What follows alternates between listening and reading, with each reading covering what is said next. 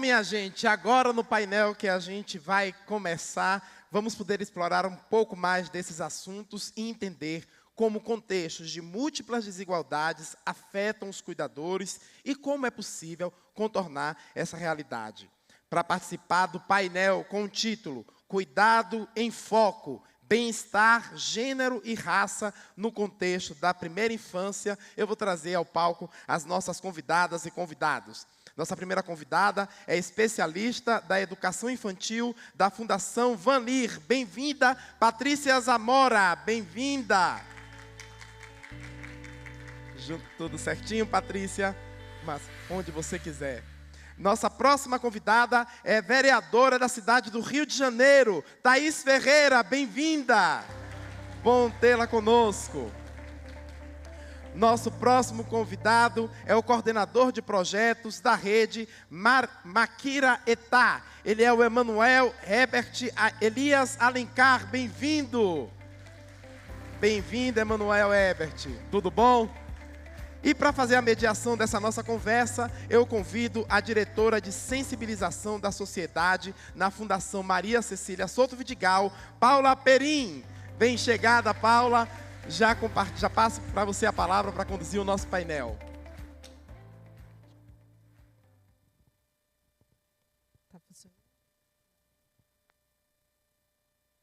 Olá, bom dia a todos.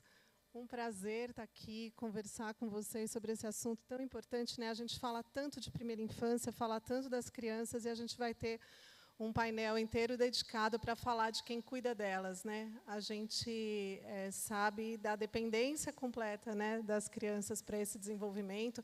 A gente fala bastante sobre a importância dos 6 primeiros anos de vida, mas a gente acaba deixando justamente quem é o responsável por essas interações acontecerem, né? O professor Lee ontem falou para a gente, né, da importância da interação. A interação pressupõe 2 pessoas, né? Não existe a interação sozinha, conversa sozinha. Ela é a base do desenvolvimento, né? Eu tenho uma colinha aqui, vou usar. O vínculo, a troca, o olhar, a brincadeira acontece quando tem 2 pessoas juntas. Esse filme, O Valor Sentimental, por exemplo, que o professor mencionou agora, eu recomendo demais que vocês assistam. Esse trecho que ele falou, por sinal, tem no Instagram, esse recorte no Instagram da Fundação, porque a gente achou muito lindo, realmente, falando da interação, sem ser exclusivamente dos pais, né? E da importância para o desenvolvimento. É emocionante mesmo. Acontece que a gente fala do amor, que o professor também falou, a gente fala do afeto como a cola para esse aprendizado. É tudo muito lindo, mas a gente tem que falar dentro de uma realidade que nem sempre é a realidade que a gente gostaria, né? Que fosse para esses cuidadores conseguirem fazer o melhor pelas crianças. E esse cuidado é de diferentes maneiras, né? A gente não pode falar de uma primeira infância só no Brasil, né? A gente tem que pensar que existem muitas primeiras infâncias no Brasil. E também tem muitas maneiras de cuidar. Então, é isso uma coisa que a gente vai poder explorar aqui também. A gente sabe que o cuidado, o cuidar, né, eu acho essa palavra tão linda, na verdade. A gente cuida de tanta coisa, né? A gente cuida o tempo todo de pessoas, de plantas, de animais, do colega do lado. É uma palavra muito importante, pensando, né, no ser humano, no desenvolvimento da gente. E a gente, quando pensa nessa palavra, quase que a tendência muito natural é a gente falar no feminino. A gente acaba falando de mulheres, né? A gente muitas vezes fala de mulheres cuidadoras. E aí fica um dilema sempre, que é assim, como não reconhecer que a grande maioria, são mulheres cuidadoras, sem deixar de trazer os homens para esse cuidado também, porque não dá para a gente assumir isso sem trazer esses homens para o cuidado, né? Tem uma coisa que me deixa doida, é dia 1º de março, quando todo mundo começa a falar das mulheres, mães guerreiras. Eu detesto isso. Porque a gente falar que elas são guerreiras é a gente assumir que elas estão conseguindo fazer mais do que elas deviam, inclusive. Não precisa ninguém ser guerreira, a gente precisa conseguir dar conta daquilo que a gente tem que dar, com a rede de apoio necessária e com esses homens todos que fazem parte, né, desse cuidado. É aquela história de que pai não ajuda, né? O pai participa, o pai faz parte. A gente precisa falar disso também. Eu, só antes de passar para vocês, eu estava lembrando de uma frase que a gente repete muito, até no filme O Começo da Vida tem essa frase, que fala que mudar o começo da história muda a história toda, né? É uma frase muito linda. Eu acho que mudar o começo da história começa por mudar, ou olhar, ou prestar atenção, ou ajudar quem cuida dessa fase da vida. Então, a gente tem que começar para mudar esse começo da história, esses primeiros anos, por esse caminho. Então, eu tenho pensado isso bastante, pensado até em como, até pensei em trazer isso para vocês. A gente usa muito essa expressão, que a criança é responsa de todo mundo, né? Responsabilidade. A gente fez essa abreviação aí do responsa. De todo mundo, inclusive de quem não tem filho. A gente sabe o trabalho que dá. Todo mundo que está aqui ou tem filho, ou é tio, ou tia, ou vizinho, ou vizinha, sabe como é complicado, como é difícil mesmo, né? O dia a dia dá muito prazer, é uma alegria, posso dizer isso, inclusive como mãe da Júlia e da Beatriz, que já são bem adultas agora, mas é uma alegria enorme e um trabalho gigantesco, e que precisa dessa rede de apoio. Então, hoje a gente tem aqui a Patrícia Nunes, o Herbert Alencar e a Thaís Ferreira. A gente vai começar com a Patrícia. Patrícia, a partir do que a gente sabe hoje, né, dessas experiências, da importância do cuidador, seja qual for, mãe, pai, o adulto de referência, o que fica mais evidente sobre o que essas pessoas precisam para poder fazer o melhor por as crianças? Sí, obrigada. Voy a hablar en español, no hablo portugués, iré lento para que me puedan entender y agradezco de una vez también a los traductores ahí atrás. Tengo una presentación donde hay un recorrido un poco de qué es lo que necesitan padres, madres, y también una invitación a cómo podemos ir pensando políticas e iniciativas para apoyarlo. Entonces, no sé si prefieres que hacemos como una conversación o... Pode fazer com a apresentação. Só se apresenta também. Eu não li a biografia de vocês, Vale, vocês podem se apresentar. Vale, me voy a presentar. Soy Patricia Núñez, soy la especialista en desarrollo infantil temprano de Van Leer, antropóloga de profesión, y trabajo en políticas de primera infancia, cuidado infantil, educación inicial, apoyo a padres, desde el inicio de mi profesión y de mi carrera. Y me voy a hacer la descripción que estaban pidiendo también físicamente. Tengo la piel blanca, el pelo largo, no uso lentes, tengo pantalones negros, una camiseta blanca y ya está. ¿Empiezo con la presentación? ¿Se ve? Sí. Você pode virar para lá, para a TV. Sí, sí. Muy bien. ¿Sí? Pues muy bien, lo que voy a hablar tiene que ver con poner en el centro de la mirada cuando pensamos políticas y servicios a los padres. Todos quienes estamos acá y lo que hemos conversado estos días ha sido muy poderoso en términos de cómo pensar servicios, programas y políticas, poniendo al centro a los niños y niñas, lo que requieren y los apoyos que podemos brindarles. Y la invitación ahora quizás es en eso también agregar una capa más, y es pensemos también cómo apoyar a los padres en ese proceso de convertirse en padres y madres cuando nace un niño. Y no está pasando.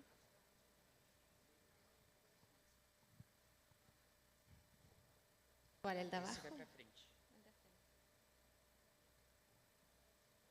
Muy bien. Entonces, acuerdo general en este público, lo vimos ayer, lo seguimos conversando hoy día con el profesor. Sabemos que todos los niños y niñas necesitan un buen comienzo en la vida, pero eso también significa que sus padres, madres y cuidadores también necesitan estar acompañados en este proceso y que tengan un buen comienzo.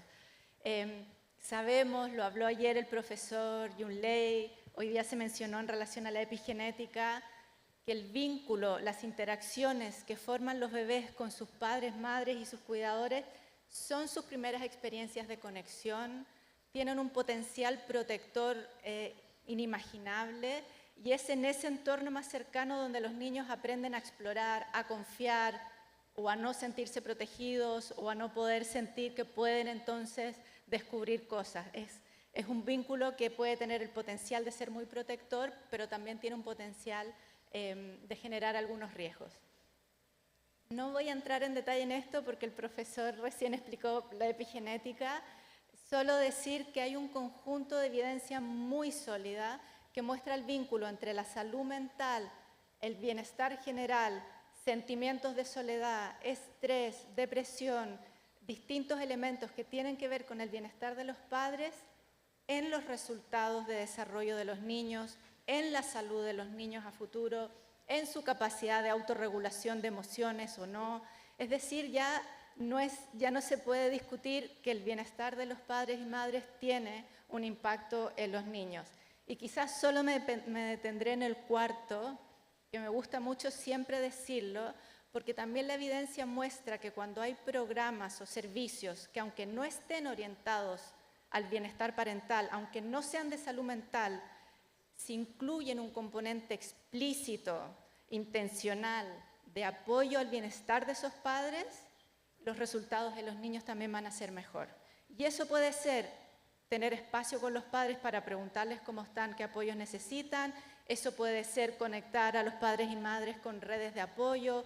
Puede tener diversas modalidades, pero incluirlo de una forma intencional y explícita tiene mayor impacto también en el bienestar de los niños. Entonces, cuando nace un bebé, nace también una madre, nace un padre o un cuidador, y tenemos que entender un poco el cuadro completo en eso. Hay un concepto que estamos trabajando bastante ahora, que se creó por un antropólogo en los años 75, que es matrescencia, que viene un poco como de la analogía con la adolescencia, que es una etapa de la vida donde hay muchas transformaciones. Esta antropóloga lo que dice es que cuando una mujer tiene un hijo, no es lo mismo que convertirse en madre, y que es un proceso, y que hay que entender que ese proceso incluye cambios de identidad, formas de relacionarme distintas con mi entorno, etc. Y se ha seguido desarrollando ese concepto hasta el día de hoy. Las neurociencias también lo están adoptando para decir que tenemos que mirar este proceso como una etapa de desarrollo con sus propios desafíos, con sus propias necesidades de cuidado, etc. ¿Qué sabemos que pasa? Quizás en algunas de estas cosas, algunas de ustedes pueden sentirse reflejadas, quienes hayan tenido un hijo, una hija, o quienes hayan cuidado intensamente a un bebé, a un niño pequeño. Está esta ambivalencia emocional al principio, felicidad máxima y al mismo tiempo sensación de tristeza, o al mismo tiempo miedo, que puede incluso ser terror, y estas emociones ocurrir al mismo tiempo. Sensación de fusión extrema con este niño, sentir en el cuerpo cosas que les pueden estar pasando al bebé, o escuchar un llanto y empezar a generar leche en las mujeres, por ejemplo, es decir, una fusión que no se ha sentido antes nunca en la vida. Mayor sensibilidad a las emociones del bebé, el bebé llora y entro en modo túnel, que solo puedo mirar y escuchar ese llanto y tratar de resolverlo, y el resto del mundo desaparece. Estados de hiperalerta, cosas que antes no me llamaban la atención, ahora me asustan o los veo como potenciales riesgos. Caminando en la calle, hay viento, los árboles se mueven y en mi pensamiento ese árbol se va a caer arriba mío y de mi bebé. Voy en un auto, en un autobús del sistema público de transporte y estar pensando que va a chocar y cómo puedo abrazar mejor a mi bebé. También se han llamado pensamientos intrusivos, pero es esa sensación de ya nunca más estoy relajado o relajada, ya nunca más estoy tranquila. ¿Qué sabemos hoy? Y aquí voy a entrar un poco a las ciencias de parental brain, las ciencias del cerebro parental. Y esto apareció en el video que mostrábamos recién, así que voy rápido. Hoy día estamos hablando de que es una tercera etapa en términos del desarrollo cerebral, o en términos de una etapa de desarrollo en el ciclo vital. Ya sabemos, primera infancia, la velocidad a la que se generan nuevas conexiones cerebrales por segundo, nunca más va a volver a pasar en la vida, una etapa fundamental para las bases de nuestro desarrollo, capacidad de aprendizaje, emociones, etc. Aquí ya todo eso lo sabemos muy bien. En la adolescencia, o vuelve a ocurrir un proceso muy importante donde conexiones que no se están usando se podan, como cuando uno poda los árboles, y se generan otras áreas de conexión y hay otras funciones que se activan más, muchas relacionadas con mi entorno social y tener amigos y amigas como referentes, por ejemplo, más impulsividad. Hay ciertos elementos que pasan en la adolescencia en términos de transformación cerebral y luego está lo que se está trabajando ahora de matrescencia o patrescencia, donde ocurre esta como reconfiguración muy grande del cerebro y lo voy a explicar ahora un poco más.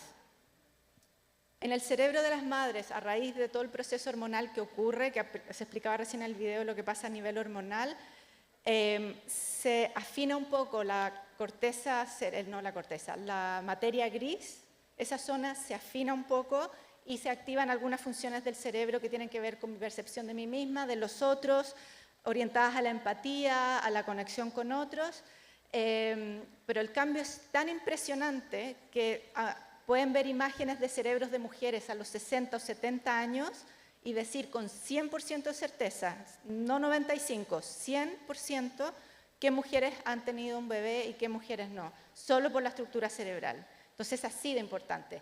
En el caso de los hombres también hay cambios, pero tiene que ver, por supuesto, no con un embarazo, tiene que ver con las interacciones con el bebé. Entre más interacción, más tiempo, hay mayor transformación también de su cerebro, disminuye la testosterona y se producen y se activan funciones de empatía, de cuidado, etc.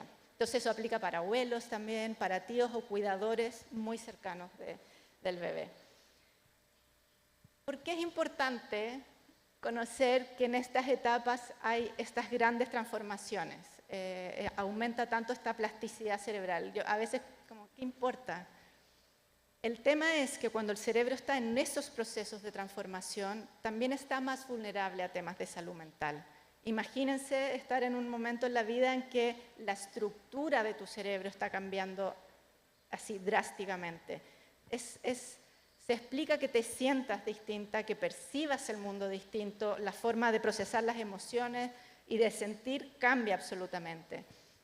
Entonces es importante entenderlo porque estos cambios aumentan esta vulnerabilidad a temas de salud mental. También comprenderlos, y esto se ha visto con las mujeres, con madres con las que se ha hecho un trabajo en base a esta evidencia, que la sensación de validación de lo que sienten y de alivio, de, ok, no estoy loca, no estoy sola, esto no pasa, eso ya en sí mismo puede ser muy sanador. Y también ayuda a que vayan a pedir ayuda más fácilmente, entendiendo que, bueno, me están pasando todos estos procesos, entonces puedo ir a pedir ayuda. Todo esto ocurre, y no me voy a extender, al mismo tiempo que sabemos por cifras que la depresión postparto es altísima en países de ingresos medios bajos, llega hasta un 30% de las que conocemos, de las que llegan a ir a un centro de salud y decir que sienten tristeza, que sienten que no conectan con el bebé y que se les aplica un screening, estamos como en el 30%, que es mucho. Hay más problemas de salud mental, si se compara población que tiene hijos con las que no tiene hijos, es mucho más en la que tiene hijos, para hombres y mujeres. No hay acceso a servicios de cuidado infantil como quisiéramos, es decir, hay un conjunto de problemáticas, además sociales y del entorno, que ocurren mientras todos estos procesos están pasando al mismo tiempo.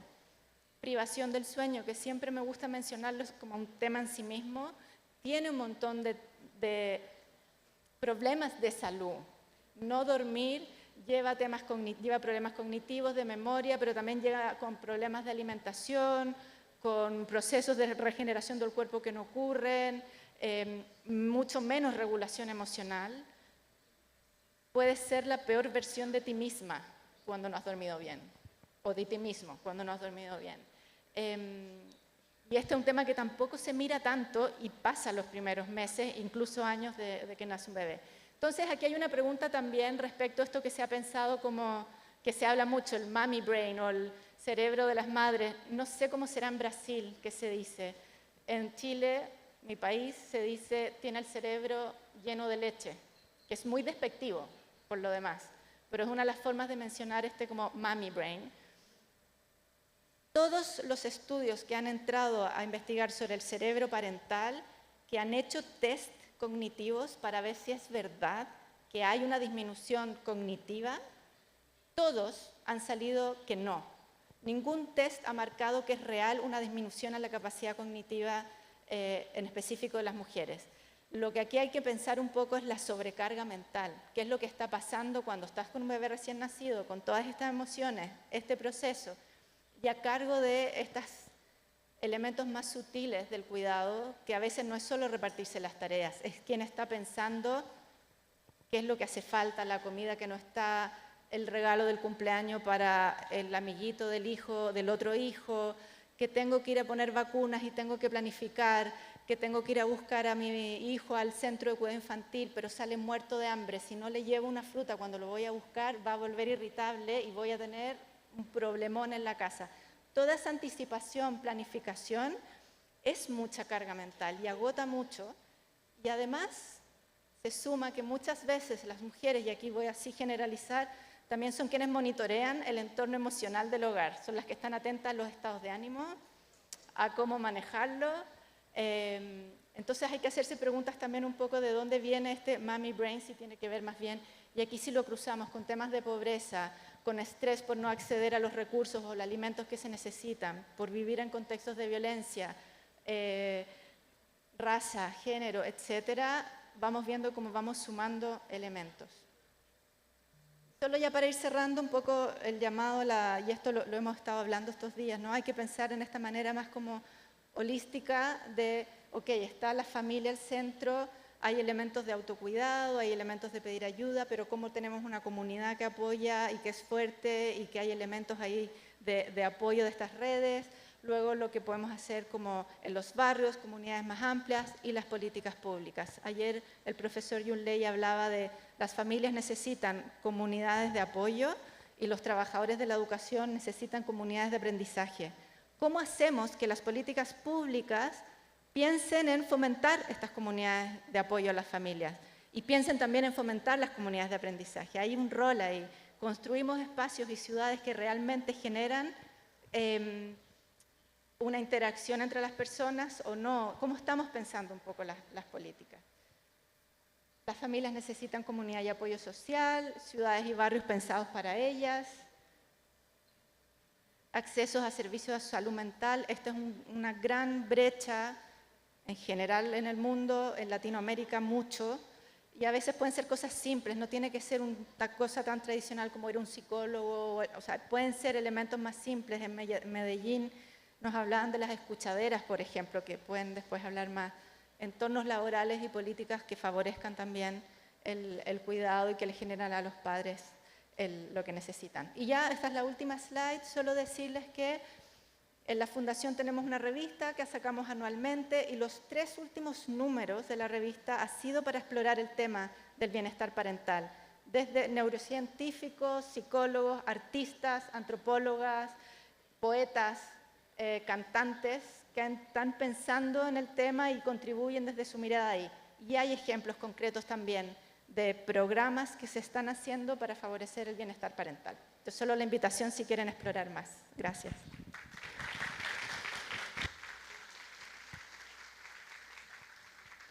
Obrigada, Patrícia. Muito interessante tudo. É interessante quando a gente vê os... Pronto. Interessante quando a gente vê os dados representando aquilo que a gente um pouco intui. E aí os dados e as pesquisas mostram e solidificam, né, aquela informação. E, bom, agora a gente vai trazer o Herbert Alencar, que eu soube que eu posso dizer que é um futuro pai, que ele está grávido.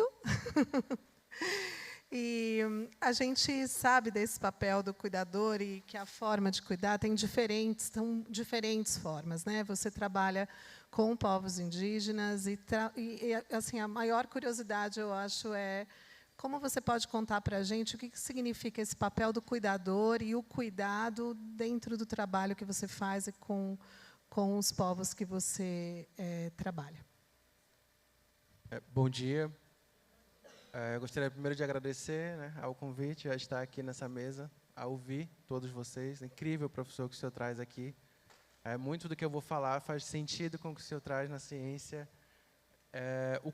Aqui dentro, né, nessa prática, a gente tem uma relação muito mais forte ligada aos territórios. Eu sou Emanuel, sou do povo Baniwa, lá do Alto Rio Negro. A minha família vem do Alto e do Médio Rio Negro, que são regiões mais distintas, muito semelhantes às regiões da professora Cláudia também.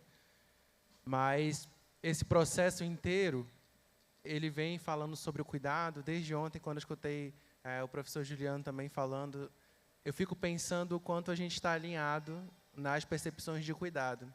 As diferenças que estão colocadas aí são justamente as diferenças de racialidade, as diferenças de raça e gênero, porque o conhecimento que a gente tem enquanto povos indígenas, o conhecimento territorial, o conhecimento que está nas mães, nas parteiras e nos pais, ele não é reconhecido como um conhecimento válido. Primeiro ponto de tudo. Então, a gente chega aqui a esses espaços para entender que o conhecimento que a gente tem em forma de oralidade, em forma de herança, ele hoje é estudado. Então, o processo de cuidado num âmbito maior para a gente está muito ligado ao sistema territorial. Hoje, como uma colega antropóloga falou que ontem, a gente tem contextos em que a grande parte dos povos indígenas estão no contexto urbano. Logo, seus direitos e as suas, como eu posso dizer, suas culturas, elas são privadas. Elas não são utilizadas no dia a dia. Então, no contexto territorial, o senso de cuidado ele está muito ligado ao coletivo, está muito ligado a famílias.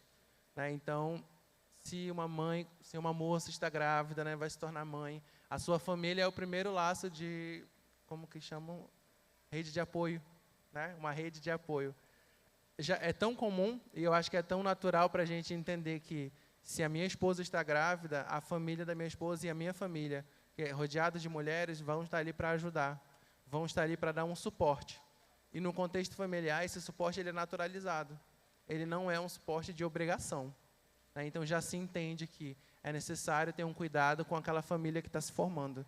Como você trouxe, são mães, são pais e são cuidadores. Então, nesse processo, a vida ela é muito afetuosa. Por isso, acho brilhante o que o professor traz quando ele fala sobre a importância desse afeto. Porque é o que ocorre no dia a dia. A gente passa por um processo muito grande de ver crianças que são ligadas aos seus familiares, e não especificamente só à sua mãe ou ao seu pai, nesses dois papéis que são colocados como mais importantes. Então, nós temos tias, temos tios, temos irmãos mais velhos, e aí vem uns papéis que a gente tem muito colocado nas famílias, que é sempre assim, o irmão mais velho ele sempre vai ajudar os seus pais. Justamente pelo processo dos cuidadores não terem cuidados. O que acontece? A minha frase traz aqui, por quê? Porque os cuidadores eles não têm resguardos afirmados por políticas públicas.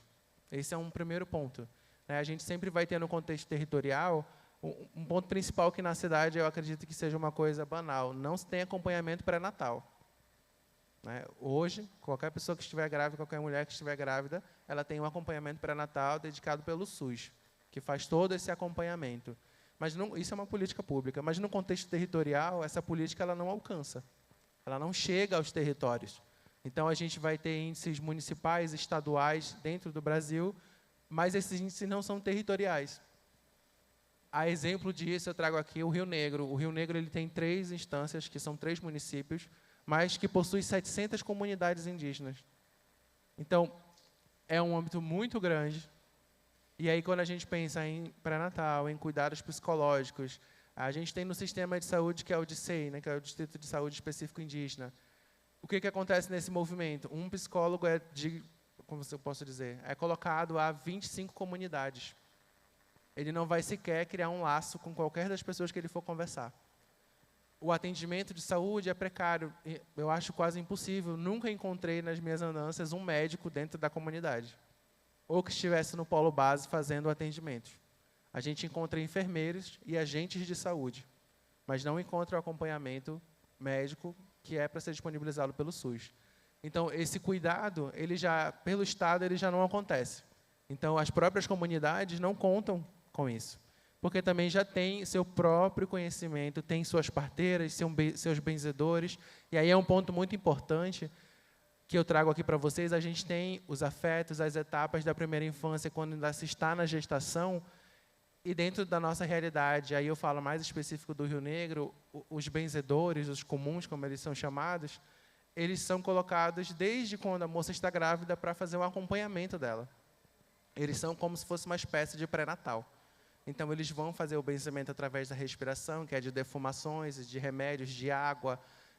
Eles vão para, primeiro, fortificar, e é incrível como eles trazem isso, eles vão primeiro fortificar o útero da mulher, para que o útero não desça e para que ela não perca aquele bebê. Então, dentro do conhecimento deles, eles já entendem que isso é uma possibilidade. A alimentação, o trabalho que essa mulher vai ter na sua casa. E aí, os contextos se alteram porque a gente entende que o primeiro semestre da gravidez ele é um período de muito cuidado, né? Mas, se você for conversar, e aí a nossa colega antropóloga que estava aqui falando da sua experiência em campo, com as mulheres, elas não param por isso. Elas não ficam em casa deitadas, descansando, porque elas nem têm como fazer isso. Isso é um primeiro passo. Então, o movimento cultural interno é de, a gente vai trabalhar, vai para o roçado. Então, eu trago, e por vivências das minhas avós, né, das avós e da mãe da minha esposa, delas contando para a gente o quanto elas, com 4, 5, 6, 7 meses, estavam segurando a barriga aqui e estavam indo para o roçado. Estavam indo com mais um filho que vai dentro do cesto ou que vai acompanhando do lado. É de uma força que a gente sempre fala, a gente não imagina o quão forte vocês tiveram que ser para fazer tudo isso. Mas isso está acontecendo, nesse exato momento isso deve estar acontecendo. Deve ter uma mãe nesse horário voltando de um roçado, porque é dali que ela tira o sustento, é dali que ela sobrevive. E quando a gente vira o papel do pai, ele está muito ligado a um papel de manter a alimentação da casa presente. Isso quando se tem o homem dentro da casa enquanto um pai, né? Porque eu, na minha compreensão, o homem ele não se entende como pai, até que ele realmente queira ser. Porque isso é muito deixado de lado e no contexto urbano a gente presencia muito isso.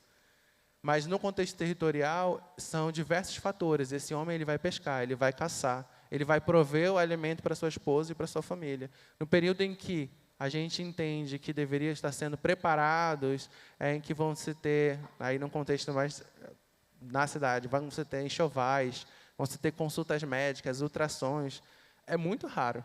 É muito raro. Tanto que, muitas vezes, só vai se descobrir o sexo da criança quando, em algum momento, essa família ou essa mulher tem como ir para a cidade, para os municípios, porque dentro do território não tem acompanhamento nenhum. Então, quando eu falo aqui que a gente está falando das políticas públicas, programa Criança Feliz, aonde que está alcançando dentro dos territórios? Os territórios são longínquos. O Estado ele vai afirmar que é muito difícil alcançar os territórios, mas o movimento social ele consegue chegar nos territórios. Eu atuo numa organização da sociedade civil que faz parte do movimento indígena, que é um movimento de mulheres, né? E aí, eu até escutei ontem, não lembro quem falou sobre isso, a gente está aqui porque as mulheres tomaram a frente e deixaram que as crianças e os jovens conseguissem estar aqui também. E a gente passa por isso. Então, essa rede, a gente vai escutando, a gente vai acompanhando o processo de dor dessas mulheres, o processo das mulheres que saem dos seus territórios, que chegam aos municípios para terem seus bebês e passam por violências obstétricas. Eu nunca estive em uma roda, e aí eu tenho uma oportunidade muito grande de acompanhar rodas de conversa feita por mulheres e com mulheres, eu sempre estou ali também acompanhando, eu nunca escutei uma mulher não relatar um caso de violência obstétrica quando ela teve um parto dentro do hospital. Nunca escutei. Então, hoje, o papel da rede está muito ligado a informar essas mulheres, primeiro de tudo, sobre os seus direitos, sobre o que é o dever que elas têm ali também e que os maridos ou acompanhantes podem cobrar dentro dos hospitais, porque há uma dificuldade na língua. A primeira etapa de todas é essa. Eu sou falante de português porque eu venho e cresço na cidade, né? Então, tem esse processo onde, eu vou trazer aqui, os meus avós não falavam português até uma certa idade. E se falam é porque foram passando por processos de apagamento histórico da sua própria língua. Então, todos esses processos eles são circulados de violências.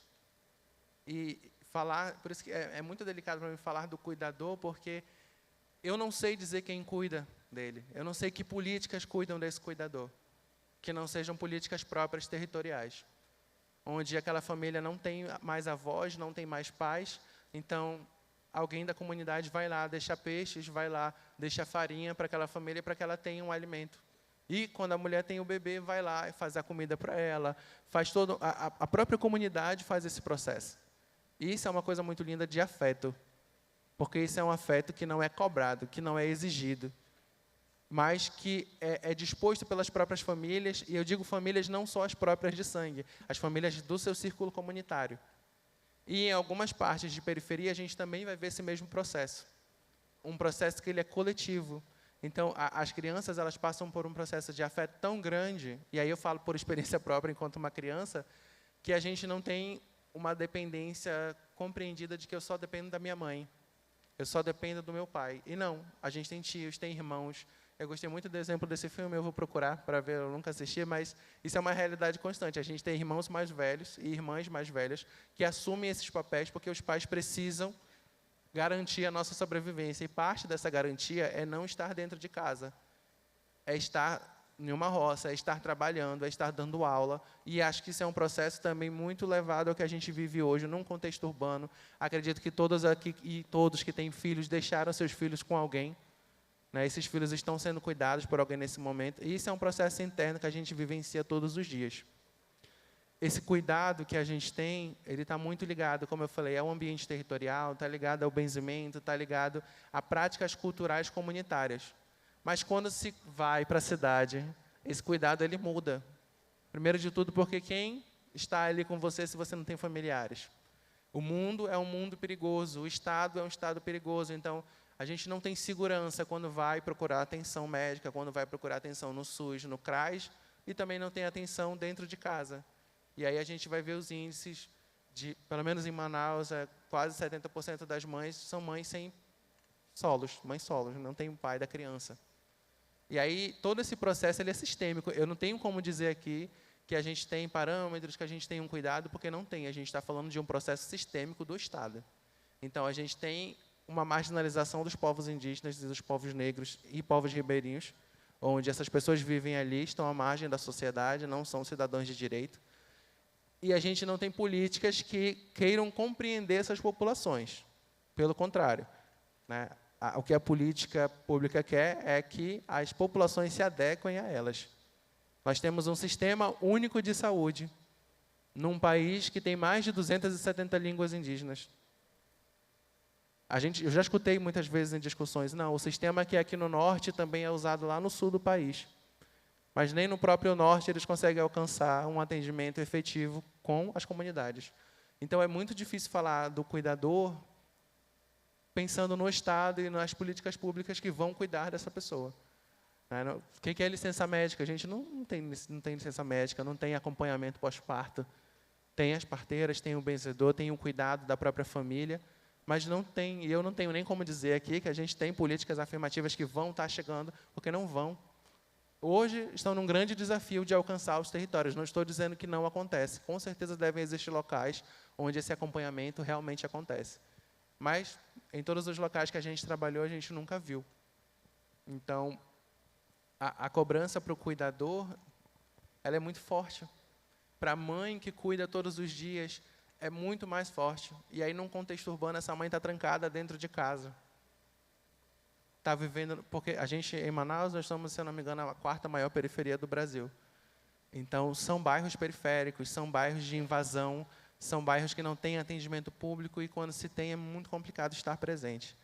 Então, a minha fala aqui, eu vejo que o tempo está passando ali, está muito levada no sentido de que o cuidado está ligado ao território, ele está ligado à familiaridade, está ligado às pessoas da comunidade que estão ao nosso lado, está ligado a sermos seres de afeto. Ainda estou me formando em psicologia e eu gosto muito de trabalhar com o ser de cuidado, porque é isso que nós somos. Nós somos seres de cuidado para com o outro. E, nesse contexto, a única coisa que eu consigo trazer enquanto populações indígenas, enquanto a realidade de um território e de um trabalho, é que falta realmente uma efetividade dessas políticas. Falta um conhecimento geral dessas políticas. As pessoas precisam saber os seus direitos, conhecer os seus direitos para poder exigir o que acontece dentro do território ou o que não acontece. Ser respeitados, ser compreendidos, mas entender que o ponto principal é que as políticas têm que se adequar aos povos e não os povos às políticas. Esse é o ponto principal. Eu encerro a minha fala aqui para dar um espaço também para não passar um pouco do tempo, mas agradeço por esse momento aqui com vocês. Obrigada, Herbert. Pode deixar. Obrigada, Herbert. Maravilhoso te ouvir. E conectando no final, e você foi preciso ali no tempo, né? Você estava de olho, ó, tem 10 segundos ainda. Conectando com, nesse final, da importância de como chegam as políticas públicas adequadas para cada território, para cada povo. Eu estava conversando com a Thaís, a vereadora Thaís Ferreira, conheci a Thaís em 2 segundos ali, falei 2 minutos com ela, fiquei muito curiosa de ouvir o restante das suas histórias, o restante longo, né? Você me contou desde os seus 17 anos ali, como você começou como ativista e depois entendeu a importância das políticas públicas para fazer isso poder chegar a todo mundo que precisa, né? Pensando nesse cuidado, e eu acho que muito por esse caminho da mulher. Você falou de mãe solo, né? A gente sabe que 70% das mães solo que são inscritas num CAD único, ou seja, que recebem menos de meio salário mínimo, né, per capita na casa, elas são mulheres negras, né? Ou seja, mais um desafio, além de todos os desafios, né, que existem ali, por ela ser mãe solo também. Então, queria te ouvir, queria que você contasse a sua história e falasse sobre esse recorte, sobre como as políticas públicas são importantes nesse contexto. Obrigada, bom dia para todas as pessoas. Estava dando tchau aqui por nada, mas era porque o meu filho de 2 anos está aqui acompanhando também, então ele estava ali atrás, vibrando com a mãe aqui no palco. Para mim, muito importante estar aqui na presença dele, na presença de todos vocês. Eu sou a Thaís Ferreira, lá do Rio de Janeiro, sou uma mulher negra, de pele escura, estou com cabelo crespo solto e um conjunto, acho que é da cor caque também, e brincos dourados. A minha história com cuidado começa na minha primeira infância. Eu sou entusiasta desse tema porque, de fato, ele me impactou muito. Eu venho de uma comunidade periférica lá do Rio de Janeiro. A minha família é uma das famílias que se espalha pelas favelas, né, por conta do processo de higienização mesmo que aconteceu no Rio, um processo histórico. A gente fala de 1988 como esse ano tão importante da Constituição. É o ano que eu nasci, mas é também um ano 100 anos depois do processo, né, de abolição da escravatura. Então, isso vai falar muito sobre os atravessamentos históricos que acabaram descaracterizando o cuidado possibilitado pelas comunidades tradicionais dos povos indígenas, pelas comunidades dos povos negros, né, que estavam libertos, mas que não foram contemplados como cidadãos desde então. Na verdade, o processo de desumanização continuou. O Bira falou aqui muito assertivamente sobre racialização do trauma. A gente tem uma palavra do povo banto que se chama banzo, que é algo que todos nós, pessoas negras, sofremos, né? Que é essa dor pela perda da liberdade. É uma palavra muito importante que precisa também constar nos espaços acadêmicos, nos espaços de discussão, para que a gente possa compreender melhor tudo o que aconteceu com mulheres, como a minha bisavó, que é a avó Lucila, que eu comentei aqui. Minha bisavó foi a principal parteira, rezadeira e benzedeira do Morro de Mangueira, lá no Rio de Janeiro. Ela nasceu no mesmo dia e no mesmo mês que eu, só que lá em 1900. E eu tive a oportunidade, né, por ser essa malunga, né, ou seja, essa alma irmã da minha avó, de crescer sentadinha do lado dela, ela com seu cachimbo, com seu vinho, entre um parto e outro, entre uma reza e outra, me contando sobre o percurso de cuidado das mulheres da nossa família. Então, me conecto muito com o Herbert quando ele fala que, na ausência da minha mãe, quando ela saía para trabalhar no centro da cidade, tinha minha madrinha para trançar o meu cabelo, na ausência do abraço do meu pai, quando ele tinha que combater um incêndio, meu pai foi bombeiro combatente, tinha o meu padrinho para me contar a história. Na ausência de todas essas pessoas, tinham meus primos e primas e meus irmãos para que a gente pudesse se conectar ali com a nossa própria infância e descobrir o mundo juntos. Mas eu fui uma criança criada num quintal.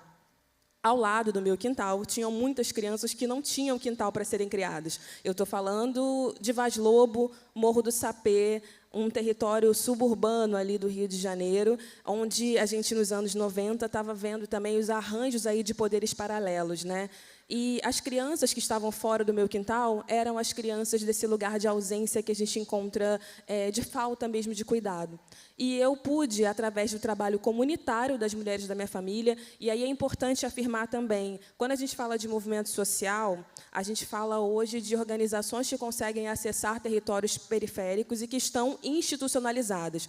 Mas, há pouco tempo atrás, a gente precisa falar de lideranças comunitárias, majoritariamente mulheres, das igrejas, dos terreiros, ou até mesmo de trajetórias autônomas, que entravam, sim, nesses territórios com a cara e com a coragem, com a roupa do corpo, e levavam um pouco de dignidade, através da palavra, através do abraço, através de uma ideia de consciência que não era elaborada a partir dos livros, mas que era muito bem concretizada a partir das próprias vivências. A minha mãe e as minhas tias eram essas mulheres, e nós éramos as crianças que tinham que acompanhar. Então, para acessar a renda, a minha tia, que era dona de casa, vendia Yakult de carrinho, e aí íamos todos nós vender Yakult. Eu tinha 6, 7, 8 anos, com a minha tia, e nesse percurso do quintal, subindo o morro, a gente realmente compartilhava conhecimento e saber.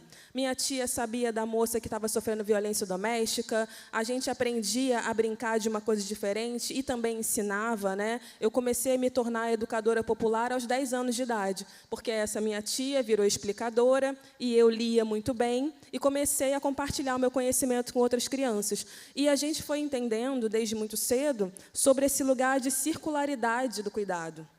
A gente precisa falar de cuidado como uma, não só energia, mas como uma potência circular que abraça comunidades e que vai, de fato, elevando potências. A gente tem um núcleo familiar que precisa ser investido. Isso aconteceu comigo por uma trajetória peculiar de conhecimento da ancestralidade. Então, a minha família ela sempre teve conhecimento de que nós tínhamos direito à liberdade e dignidade. Faz uma baita diferença para você aceitar um abraço. Faz uma baita diferença para você perceber que você merece aprender a brincar e aprender a ler.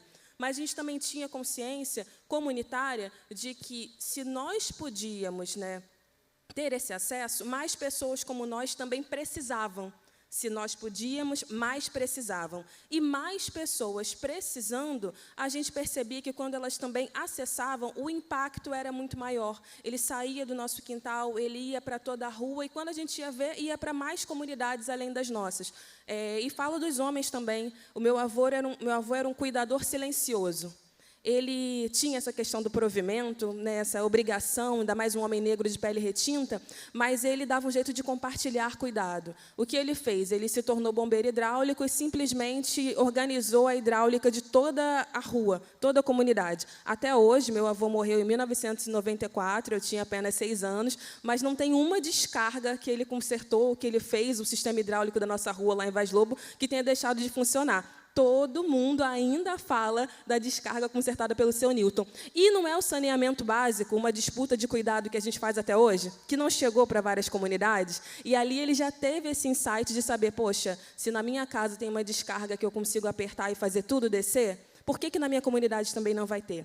Então, existem elasticidades e possibilidade dentro do papel de cuidado. A gente está falando aqui das linguagens de afeto, que, sim, eu fui uma criança muito bem lambida, então estou aqui muito confortável na minha poltrona, e fui lambida pelo pai, fui lambida pelo padrinho, pela mãe, pelas tias, por todo mundo, e é muito bom a gente saber que a ciência explica tudo isso, e, ao mesmo tempo, a gente perceber que, quando a gente tem uma dificuldade de adaptação do cuidado, é possível mostrar ao cuidador que essas linguagens também estão disponíveis. Obviamente que, quando alguém ficava satisfeito com a descarga do meu avô, ele recebia um abraço e estranhava, né? Porque, nossa, é estranho essa pessoa aqui me abraçando, me tocando. Será que não vai pensar que eu posso violentar? Será que não vai pensar que eu, né, como homem negro que sou, não sou perigoso? Mas ele se desmontava depois da primeira camada, e esse desmontar-se foi muito importante para que ele pudesse ser um avô zeloso e carinhoso com os netos, como não conseguiu ser com as filhas.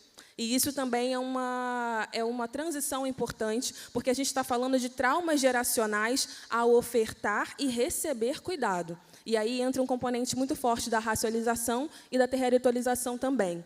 Isso, quando a gente vai perceber em povos indígenas que foram apartados e que vão para o contexto urbano, ou de pessoas negras, de populações negras, que também tiveram esse processo de desumanização, que a gente percebe que lidar com o afeto é uma grande dificuldade, porque tudo o que você conhecia como afeto foi retirado de você a partir da violência.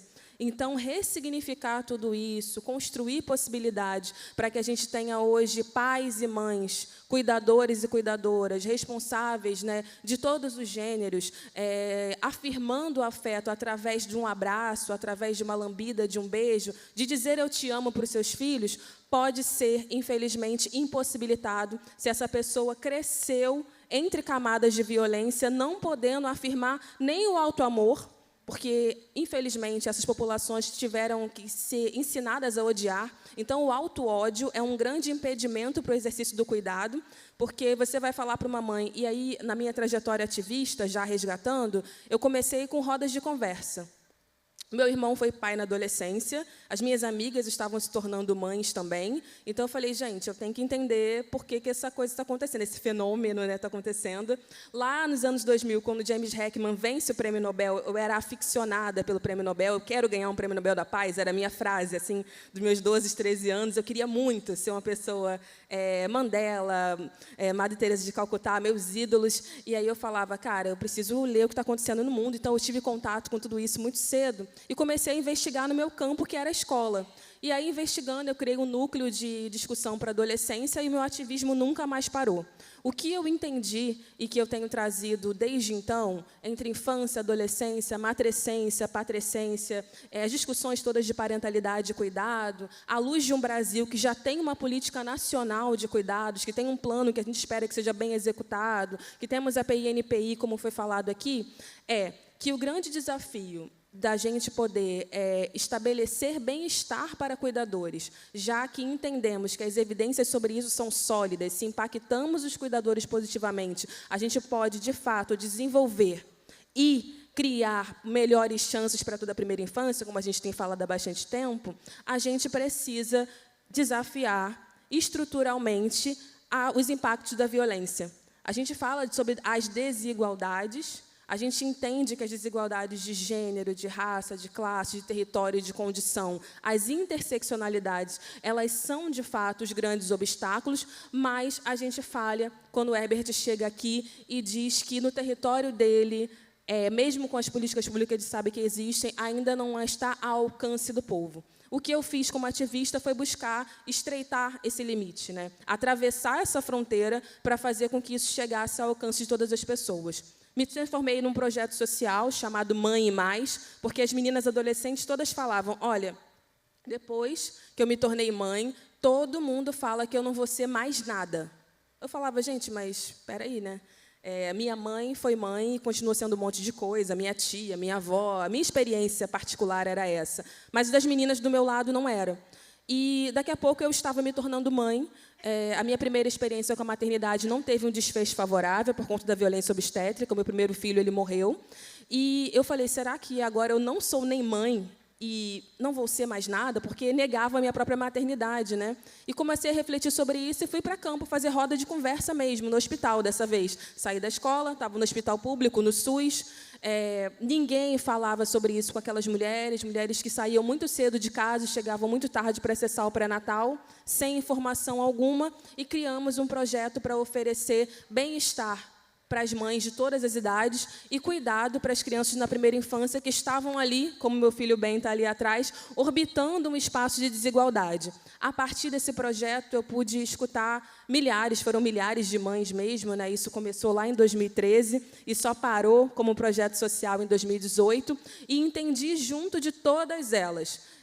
A maternidade, para mim, não é um problema, mas sempre transformam o problema que eu vivo no nome de mãe. E não cabe, né? A gente sabe que não é isso. A gente sabe que são atravessamentos de violência. Do outro lado, os outros cuidadores responsáveis, pais, avós, muito mais os avós do que os pais que se faziam presentes, também falam, olha, ela ter se tornado mãe, o meu neto, o meu filho não é um problema. Mas a maternidade dela, sim, não deveria ter acontecido. Então, a gente começou a tentar desconstruir, né? E trazer para o lugar que o problema, de fato, era a falta de cuidado e acesso ao bem-estar para todas as pessoas. Então, quando a gente chega aqui para falar que, para a gente colocar a criança no centro das políticas públicas, para a gente entender melhor os territórios, a gente precisa cuidar de quem movimenta os territórios, é sobre isso. A gente só vai conseguir contemplar e garantir, de fato, que essas melhores chances que estamos nos organizando cientificamente, academicamente, politicamente, cheguem até as crianças, se as pessoas que podem prover esse cuidado, e mais do que prover, eu acho que a gente fala de provimento, de garantia, mas eu acho que é esse lugar de ser guardião mesmo, porque todo mundo, para chegar em qualquer lugar, precisa ser cuidado. A gente acordou e está aqui todo mundo arrumadinho porque se cuidou. Hoje a gente tem autonomia do nosso cuidado, mas a primeira infância não tem autonomia do próprio cuidado. Então, as imagens que são colocadas aqui, a cada slide que traz que esse cuidado sensível ele precisa ser garantido para toda criança, é também uma chamada à responsabilidade para que a gente entenda que, se não se cuida de quem cuida, a gente não está cuidando de ninguém. E eu tenho repetido isso em todos os lugares. Se não cuidamos de quem cuida, não estamos cuidando de ninguém. Porque essa pessoa destituída da sua potencialidade do cuidar, essa pessoa que não tem a garantia de que, poxa, amanhã eu vou estar com a cabeça boa para dar um abraço no meu filho, amanhã eu tenho comida na geladeira para dar uma boa nutrição, amanhã eu tenho a garantia de que o meu trabalho vai poder me deixar em casa no final de semana para que eu possa brincar. Se a gente não tem essa possibilidade, a gente, infelizmente, vai continuar falhando sistematicamente, a gente, infelizmente, vai até continuar elegendo representantes, como eu sou hoje, eu sou uma parlamentar eleita que trabalho com muito afinco por essa pauta, mas ainda vamos ter essa grande dificuldade, esse grande limite muito demarcado, né? Gostei dos espetinhos ali. Eu acho que a gente vai ter esses grandes limitadores ainda sendo, infelizmente, colocados para que essas políticas que já existem, a gente está falando da linha do tempo que passou aqui, gente, a gente está falando desde a Constituição até agora, eu falei da política do cuidado, mas foi falada da política nacional integrada pela primeira infância, com marcadores importantes existentes, mas sem alcançar a efetividade do nosso país, que continua sendo o Brasil. Um país com limites continentais, um país com contingente populacional muito marcado pelas desigualdades, mas, infelizmente, um país que ainda não consegue garantir o cuidado para as pessoas que estão cuidando umas das outras diariamente. Muito obrigada.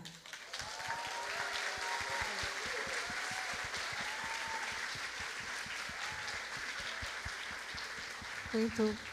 Todo mundo foi certinho. Nossa, estou chocada. Ó. Todo mundo no tempo. Foi a mesa mais regular de tempo. Demais ouvir você, saber suas histórias. Dá vontade de ficar te perguntando muitas coisas aqui. A gente vai ter tempo para algumas perguntas, porque a gente fez tudo no horário. Primeira pergunta, Patrícia. Oi? Oi? A gente combinou até 15, temos 7 minutos. Patrícia, olha só, a pergunta vem do Gregory Guido, de Laranjal, do Jari, do Amapá. Ele pergunta: o que um bebê sente quando recebe ou não recebe atenção, carinho, segurança dos pais? Até que ponto o vínculo na primeira infância pode definir quem a criança se tornará?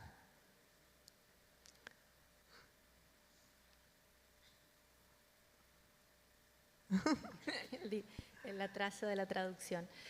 Me encanta la pregunta porque hay algo que no dije y debería haber dicho en la presentación, y es que a veces tenemos esta tendencia en el mundo, cuando discutimos de primera infancia, de sonar muy deterministas, como si el parto es complicado y hay mucha violencia obstétrica, como hay evidencia que muestra que tiene un impacto en el vínculo luego con ese niño y lo que pasa después en su desarrollo, la tendencia es a pensar, pasa esto y ese niño va a tener problemas después. O un niño que está en un entorno, no lo sé, violento, que su estrés y su cortisol están continuamente altos, da esta sensación de que, bueno, no hay nada más que hacer que tratar de reparar. Y yo creo que también hay muchísima evidencia y aprendizajes que han mostrado que siempre hay reparación, hay procesos de ponerse al día si es que hay retraso al desarrollo, si se generan los como soportes adecuados, que siempre hay sanación, siempre hay posibilidad de que ese niño se ponga como on track, vaya pudiendo estar al día con lo que se espera en cuanto a desarrollo, con lo que se espera en cuanto a desarrollo emocional también. O sea, siempre hay mucho que hacer. No es algo como si no pasa acá, luego no va a volver a pasar nunca más en la vida. No es así, no funciona así. Y lo voy a decir también en relación a los padres y madres. Creo que también hay oportunidades de reparar A gente mucho. tem visita, sí, só sí, segundo. muy bien. Muito bem. Fofo. Bueno, y solo para terminar, que también Claro. en el caso de los padres y las madres, también muchas veces cuando hay trauma, efectivamente son situaciones que luego pueden permanecer intergeneracionalmente, por ejemplo. Pero hay formas de abordarlas, de trabajar en eso, de generar instancias de sanación, de reparación. Incluso hay países que han estado pensando en políticas de reparación cuando ocurre algo, o sea, que siempre hay espacio. Y por último, para los padres también en su relación con los niños, muchas veces en las teorías de parentalidad se habla de cómo interactuar mejor, ser muy respetuoso, responsivo, pero no se habla tanto de cómo reparar cuando uno hace algo como padre, como cuando uno grita, cuando uno se desregula emocionalmente, cuando no nos hablan de qué herramientas hay para reparar también con nuestros hijos, porque la vida real es la vida real y con el estrés y con lo que pasa, uno se desregula a veces. Y también yo creo que hay un punto que es importante, siempre se puede reparar, siempre. Maravilhoso. Não é determinista, né? A gente fala da... Desculpa. A gente fala da primeira infância, da importância desses anos, mas sempre lembrando que existe a plasticidade cerebral, a capacidade sempre de se recuperar, né? É bem importante a gente falar disso. Olha, tem mais 3 minutos, eu vou te fazer uma pergunta, daí a gente vai conseguir no tempo. É uma pergunta da Renata Aparecida Marciano, de São José dos Campos, de São Paulo, e ela pergunta de que forma o racismo pode impactar o desenvolvimento emocional das crianças, na sua opinião. Olha, essa é uma pergunta difícil, mas acaba sendo até fácil para uma pessoa negra responder, né? Passei a infância inteira atravessando tudo isso. O racismo, como todas as desigualdades, começa na primeira infância e o dano, ele é um dano extremo. A gente está falando hoje de crianças que têm o desejo até de se autoexterminar por conta dos conflitos raciais que acontecem nas escolas e nos territórios. Isso é uma grande dificuldade.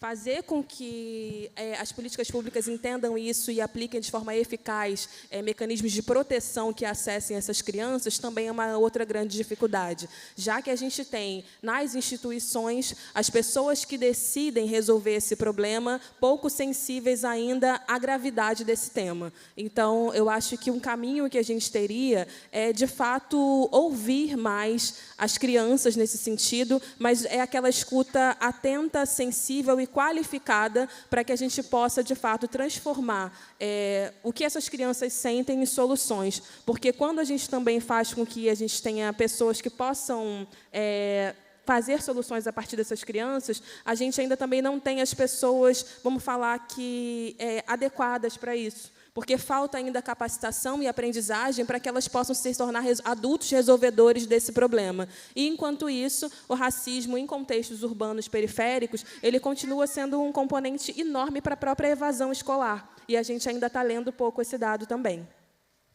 Perfeito.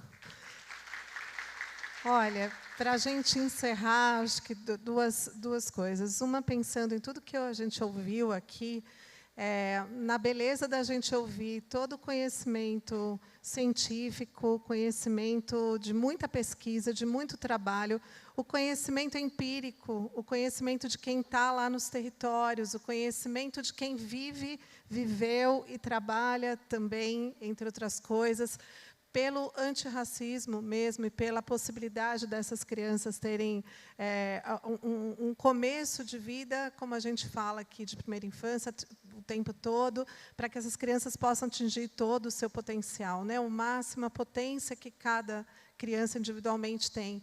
E o quanto a gente precisa olhar para quem cuida dessas crianças em tudo, nas políticas públicas, nas conversas, na rede de apoio, no apoio individual, às vezes muito pouco que é preciso individualmente. E o cuidado das políticas públicas com esse cuidado também. Então, eu acho que tem muito aprendizado na forma de cuidar de cada conhecimento mesmo, né? Eu já ouvi isso de diversas vezes. A gente ouve a ciência e a gente aprende muito com a experiência também das pessoas. E é muito legal ouvir vocês todos misturando tudo isso aqui. Por fim, olha, o QR Code, na hora que apareceu a sua apresentação, ele estava embaixo, nem todo mundo conseguiu. Então, a gente colocou de novo lá para vocês poderem fotografar e poderem ver esse material, que é muito, muito bacana, produzido pela Van Leer, tá bom? Acho que é isso. Obrigada, gente. A gente fechou no horário.